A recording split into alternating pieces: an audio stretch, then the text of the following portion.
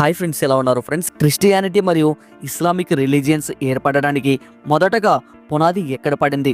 అసలు ఒకప్పుడు ప్రపంచంలో ఎక్కువ సంఖ్యలో ఉన్న జుడాయిజం మతం నుండి ఈ ఇస్లామిక్ అలానే క్రిస్టియన్ మతాలు ఎలా ఆవిర్భవించాయి? అసలు పరిశుద్ధ గ్రంథమైనటువంటి బైబిల్లో ఉన్నటువంటి అబ్రహాం ఎవరు? ఎందుకని అతన్ని ఈ మూడు మతాల యొక్క మూల పురుషుడు అని అంటారు? ఇదంతా మీరు క్లియర్గా తెలుసుకోవాలి అంటే మనం చరిత్రలోకి వెళ్ళాల్సి ఉంటుంది. కాబట్టి ఈ వీడియోలో చాలా ఇన్ఫర్మేషన్ ఉంటుంది. అందువల్ల మీరు ఈ వీడియోని ఎక్కడ స్కిప్ చేయకుండా పూర్తిగా ఎండ్ వరకు చూడండి. అలాగే ఈ వీడియోలో ఇన్ఫర్మేషన్ మీకు నచ్చినట్లయితే ఈ వీడియోకి మీ సపోర్ట్గా జస్ట్ లైక్ చేయండి చాలు. అలాగే మన ఛానల్లో ఫస్ట్ టైం చూస్తున్నట్లయితే ఈ ఛానల్కు ఇప్పుడే సబ్స్క్రైబ్ చేసుకొని పక్కనే ఉన్న బెల్ ఐకాన్ని క్లిక్ చేసి యాక్టివేట్ చేసుకోండి. ఇంకా లేట్ చేయకుండా వీడియోలకైతే వెళ్ళిపోదాం. Let's get in to start our video. Friends, అసలు ఈ ప్రపంచంలో క్రిస్టియానిటీ, జుడాయిజం అలానే ఈ ఇస్లాం అనే ఈ మూడు ముఖ్యమైన ఈ మతాలు మొదలవడానికి కారణం ఈ అబ్రహాం. ఈ వ్యక్తి వలనే ఈ జుడాయిజం, క్రిస్టియానిటీ అలానే ఇస్లాం మతం ఏర్పడడానికి మొట్టమొదటిగా పునాదులు పడ్డాయి. ఒక వ్యక్తి చరిత్రగా మొదలైన ఈ మూడు మతాలే అబ్రహామిక్ రిలీజియన్స్గా ఇప్పటికీ పిలువబడుతున్నాయి.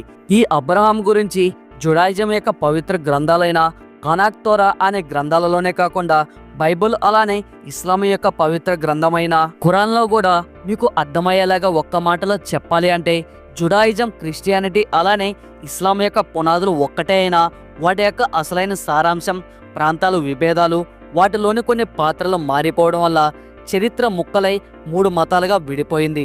అయితే తనాక్ బైబుల్ ప్రకారం ఒకరోజు అబ్రహాంతో యెహోవా దేవుడు ఈ విధంగా అంటాడు, నువ్వు ఉంటున్న నీ స్వదేశాన్ని విడిచిపెట్టి నేను చూపించిన ప్రదేశానికి వెళ్ళమని దేవుడు అబ్రహాంకి కలలో ఆదేశిస్తాడు. అలా దేవుడు ఆజ్ఞ ప్రకారం అబ్రహాం తాను నివసిస్తున్న ఇజ్రాయెల్ దేశం నుండి ఇప్పుడు పిలువబడే కెనాన్ అనే ఒక దేశానికి తన భార్య అయిన సారాని తీసుకుని వెళ్ళిపోతాడు. దీంతో ఈ రిలీజియన్స్ యొక్క చరిత్రకి పునాది మొదలవుతుంది. అయితే ఈ మూడు పవిత్ర గ్రంథాల ప్రకారం అబ్రహాంకి ఇద్దరు భార్యలు ఉండేవారు. వారి పేరు సారా, హాగరు. ఈ ఇద్దరి ద్వారా అప్పుడు అతనికి ఇద్దరు కుమారులు పుడతారు. హాగరు ద్వారా జన్మించిన పెద్ద కుమారుడు ఇస్మాయేలు అయితే తన భార్య సారా ద్వారా పుట్టిన రెండో కుమారుడు హైజాక్.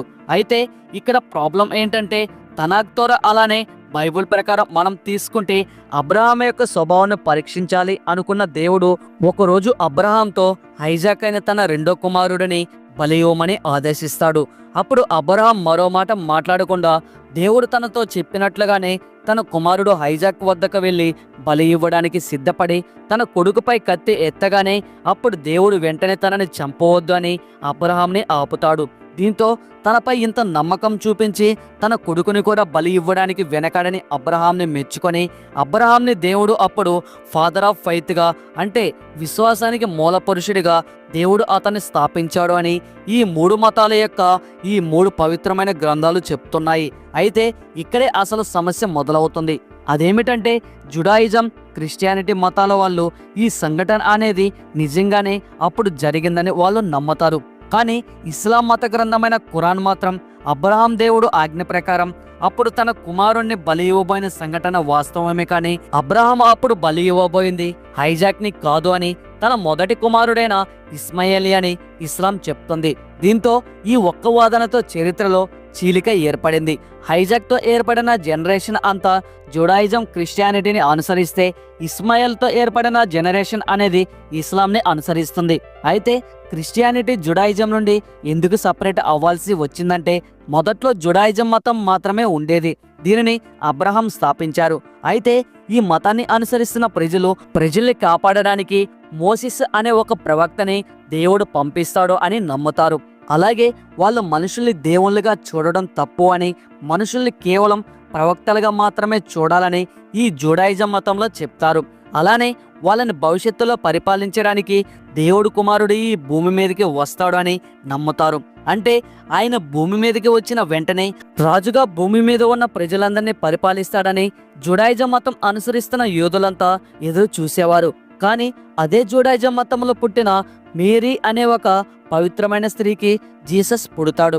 అలా ఆమెకి అప్పుడు జీసస్ జన్మించిన తర్వాత జీసస్ ప్రజలకి ఎన్నో బోధనలు చేసి ఎంతోమంది ప్రజల్ని అప్పుడు ఆయన ఇన్స్పైర్ చేయడంతో దీంతో అప్పుడు ఈ జూడాయిజం మతంలో ఉన్న ఎంతోమంది ప్రజలు జీసస్ని దేవుడు కుమారుడు అని నమ్మడం మొదలు పెడతారు. కానీ అదే జూడాయిజంలో ఉన్న కొంతమంది యూదులు మాత్రం జీసస్ క్రీస్ట్ అప్పుడు ప్రజల్ని ఇన్స్పైర్ చేసే విధానం, అలానే ఆయన చనిపోయి మళ్ళీ తిరిగి లేవడం వంటి సంఘటనలను చూసి జుడాయిజంలో ఉన్న కొంతమంది యూదులు జీర్ణించుకోలేకపోయారు. దీంతో జుడాయిజం మతంలో ఉన్న కొంతమంది యూదులు జీసస్ క్రీస్ట్ని వాళ్ళందరూ ఎదురు చూస్తున్న దేవుడు కుమారుడిగా ఒప్పుకోలేదు. దీంతో ఈ ఒక్క కారణం వల్లే జుడాయిజం మతంలో విభేదాలు ఏర్పడి జీసస్ క్రీస్ట్ని దేవుడు కుమారుడిగా అంగీకరించిన వారంతా క్రిస్టియానిటీగా ఏర్పడితే జీసస్ క్రీస్ట్ని దేవుడు కుమారుడిగా అంగీకరించిన యూదులంతా జుడాయిజం మతంలోనే ఉండిపోయారు. ఇంకా ఇస్లామిక్ విషయానికి వస్తే అబ్రహాం అప్పుడు బలి ఇవ్వబోయింది హైజాక్ని కాదు అని, ఇస్మాయిల్ అని ఒకే ఒక్క కారణంతో అది ఒక కొత్త మతంగా ఆవిర్భవించడానికి పునాది దానికి అలా పడిందని చెప్పుకోవచ్చు. ఇస్లాంలో మొహమ్మద్ని చివరి ప్రవక్తగా భావిస్తారు. అలానే ఇస్లాం అనేది జీసస్ని ఒక ప్రవక్తగా భావిస్తుంది, కానీ దేవుడు కుమారుడుగా ఒప్పుకోదు. సో ఈ కారణం వల్ల కూడా జీసస్ క్రీస్ట్ని కేవలం ఒక మెసెంజర్ అని నమ్మే ఇస్లాంకి అలానే జుడాయిజంకి చాలా దగ్గర పోలిక ఏర్పడింది. అంటే ఇంచుమించుగా ఈ మూడు మతాల పేరుకి వేరైనా ఈ మతాల్లో బోధించే సిద్ధాంతాలు మాత్రం ఆల్మోస్ట్ చాలా దగ్గరగా ఉంటాయి. ఇంకా క్లియర్గా మీకు అర్థమయ్యేలాగా చెప్పాలంటే పేరుకు వేరువేరుగా సిద్ధాంతాలని బోధిస్తున్న ఈ మూడు మతాల యొక్క ఈ మూడు పవిత్ర గ్రంథాల యొక్క సారాంశం మాత్రం ఒక్కటేనని చెప్పుకోవచ్చు. ఎందుకంటే ఈ మూడు మతాల్లో చాలా ఇంపార్టెంట్ అయిన చాలా సిమిలర్గా ఉన్న విషయాలు ఏంటంటే oneness of God, angels, prophets and peace concepts. వీటిని బట్టి చూస్తే ఈ మూడు మతాలు కూడా దేవుడు ఒక్కడే, ఆయనే ఈ సృష్టిని సృష్టించాడని బోధిస్తున్నాయి. ఇంకా ఈ మూడు మతాల యొక్క ఈ మూడు పవిత్ర గ్రంథాల్లో ఉన్న ఇంకా మరింత దగ్గరగా ఉన్న ఇంకో విషయం ఏంటంటే ప్రవక్తలు అలానే దేవదూతలు ఇంచుమించు ఈ మూడు గ్రంథాలలో కూడా ప్రవక్తల గురించి అలానే దేవదూతల గురించి ఒకేలాగా చెప్పడం జరిగింది. జుడాయిజం యొక్క పవిత్ర గ్రంథమైన తనాకు అలానే క్రిస్టియానిటీ యొక్క పవిత్ర గ్రంథమైన బైబిల్లో ఈ రెండింటిలో కామన్గా ప్రస్తావించబడిన వ్యక్తులు ఎవరంటే Abraham, Isaac, Ishmael, King Solomon, Jacob అలానే జీసస్ క్రీస్తు గురించి కూడా ఖురాన్లో కూడా ప్రస్తావించబడింది. అంతేకాదు దేవునితో మనిషి సంభాషించే పద్ధతిని జుడాయిజం రిలీజియన్లని యూదులు ప్రార్థన అని పిలిస్తే యూదులు రోజుకి 3 సార్లు ప్రార్థన చేయగా ముస్లింలు మక్కా వైపు తిరిగి రోజుకి 5 సార్లు నమాజు చేయడం. ఇంకా మనం యేసయ్య కాన్సెప్ట్కి వస్తే జుడాయిజం మతాన్ని అనుసరిస్తున్న యూదులు వాళ్ళని పరిపాలించబోయే రాజు రాబోతున్నాడని చెప్తుంటే క్రైస్తవులు మాత్రం ఆ యేసయ్య ఎవరో కాదు, జీసస్ క్రీస్తే మానవుడిగా ఈ భూమి మీద పుట్టి పరలోకానికి వెళ్ళి మళ్ళీ తిరిగి ప్రపంచాన్ని పరిపాలించడానికి రాజుగా రాబోతున్నాడని నిజంగా నమ్ముతారు. ఇంకా ఇస్లాం మతంలో కూడా తమ యేసయ్య ఎండ్ చివర్లో అంటే కలియుగం చివర్లో వస్తాడని నమ్మకంతో ఎదురు చూస్తున్నారు. అంతేకాదు ఈ మూడు మతాల యొక్క ఆహారపు అలవాట్లు కూడా చాలా దగ్గరగానే ఉంటాయి.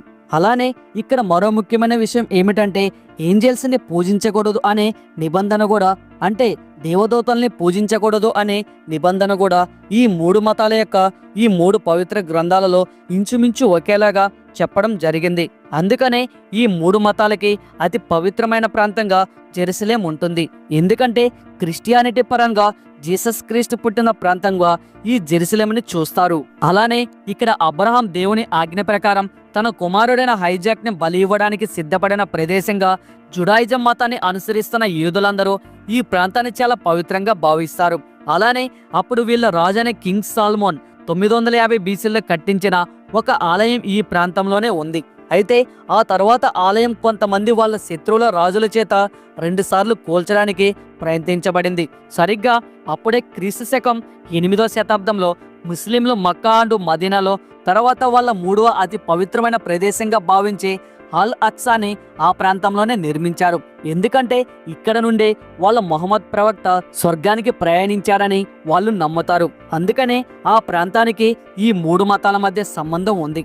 అందుకనే నేటికి అక్కడ ఈ మూడు మతాల మధ్య ప్రతిరోజు ఏదో ఒక మతపరమైన గొడవలు చెలరేగుతూనే ఉంటాయి. ఈ విధంగా అబ్రహాం అనే ఒక వ్యక్తి వల్ల ఒక మతం చీలిపోయి 3 మతాలుగా ఏర్పడడానికి పునాదులు ఏర్పడ్డాయని చరిత్ర చెప్తుంది. అందుకనే నేటికి ఈ 3 మతాలని అబ్రహాం యొక్క రిలీజియన్స్ అని కూడా పిలుస్తారు. అయితే నేను మొదట్లో చెప్పినట్లుగానే ఈ 3 మతాల యొక్క పునాది ఒక్కటే. కాకపోతే కాలం గడిచే కొద్దీ యూదులుగా ఉండిపోతే ఇంకొంతమంది జీసస్కి ప్రభావితమయ్యి కొత్త సాంప్రదాయాలను ఏర్పాటు చేసుకుంటే మరికొంతమంది మనుషుల్ని దేవుళ్ళుగా చూడడం తప్పు అని, దేవుడికి రూపం లేదు అని, దేవుణ్ణి మనుషులకి నచ్చినట్లుగా మార్చుకోవడం తప్పు అని భావించి కఠినమైన నియమాలతో కొత్త మతాన్ని ఏర్పాటు చేసుకున్నారు. కొంతమంది వ్యక్తుల ప్రమేయం చేత వారి భిన్నమైన స్వభావంతో అసలు చరిత్ర కాస్త అనేక విధాలుగా మార్పు చెంది ఇలా వేరువేరు మతాలుగా విభజింపబడింది. నిజానికి ఈ 3 మతాల యొక్క ఈ 3 పవిత్రమైన గ్రంథాలలో చెప్పింది ఒక్కటే మాట: మనిషి చెడుని ద్వేషించి మంచిని ప్రేమించి శాంతిని నెలకొల్పి నిజమైన దైవాన్ని కనుగొని తన జీవితం యొక్క పరమార్థాన్ని తెలుసుకోవాలన్నదే వీటి యొక్క సారాంశం. ఒకప్పుడు అమెరికా నుండి పాకిస్తాన్, ఆస్ట్రేలియా వరకు పాటిస్తున్న మతాలన్నీ పూర్వం ఒకే మతంగా ఉండేవి. కానీ కాలక్రమంలో కొంతమంది ప్రాచీన సాంప్రదాయాలకు కట్టుబడి జుడాయిజంలో అలా చరిత్రలో ఒక వ్యక్తి ఈ 3 మతాలకి ప్రాణం పోసాడు అని చెప్పుకోవచ్చు. ఫ్రెండ్స్, చూశారు కదా, ఇది ఇవాల్టి వీడియో. ఈ వీడియో మీకు ఎలా అనిపించిందో ఖచ్చితంగా కామెంట్ బాక్స్లో కామెంట్ చేయండి. ఏది ఏమైనప్పటికీ నిజమైన దేవుడు యెహోవాయే. ఆయన కుమారుడు యేసుక్రీస్తు అని నమ్మిన వారు ఖచ్చితంగా కామెంట్ బాక్స్లో జీసస్ అని కామెంట్ చేయండి. ఈ వీడియోని మీ ఫ్రెండ్స్ అండ్ ఫ్యామిలీ మెంబర్స్కి తప్పకుండా షేర్ చేయండి. ఈ వీడియో మీకు నచ్చినట్లయితే మీ సపోర్ట్గా ఈ వీడియోకి జస్ట్ లైక్ చేయండి చాలు. అలానే మన ఛానల్ను ఫస్ట్ టైం చూస్తున్నట్లయితే ఈ ఛానల్కు ఇప్పుడే సబ్స్క్రైబ్ చేసుకొని పక్కనే ఉన్న బెల్ ఐకాన్ అయితే యాక్టివేట్ చేసుకోండి. Thanks for watching. నెక్స్ట్ వీడియోలో మళ్ళీ కలుసుకుందాం. జై హింద్.